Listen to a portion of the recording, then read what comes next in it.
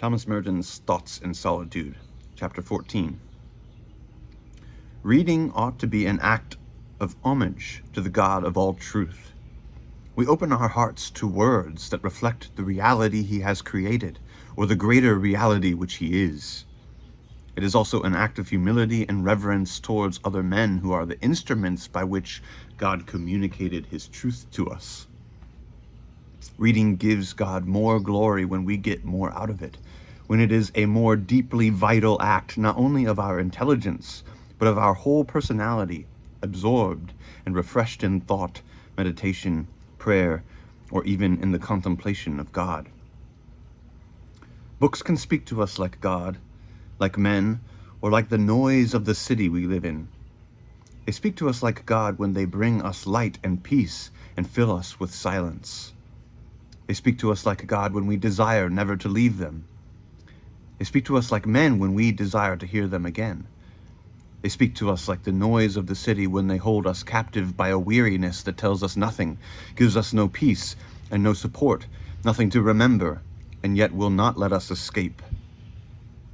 Books that speak like God speak with too much authority to entertain us.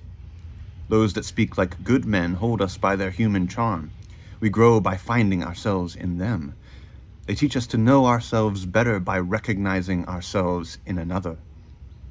Books that speak like the noise of multitudes reduce us to despair by the sheer weight of their emptiness.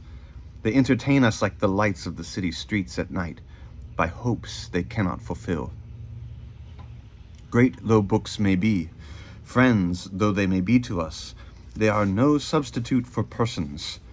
They are only means of contact with great persons, with men who had more than their own share of humanity, men who were persons for the whole world and not for themselves alone.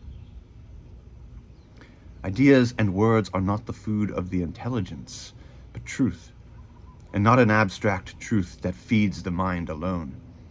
The truth that a spiritual man seeks is the whole truth, reality, existence and essence together, something that can be embraced and loved, something that can sustain the homage and the service of our actions, more than a thing, persons, or a person. Him above all whose essence is to exist, God. Christ, the incarnate Word, is the book of life in whom we read God.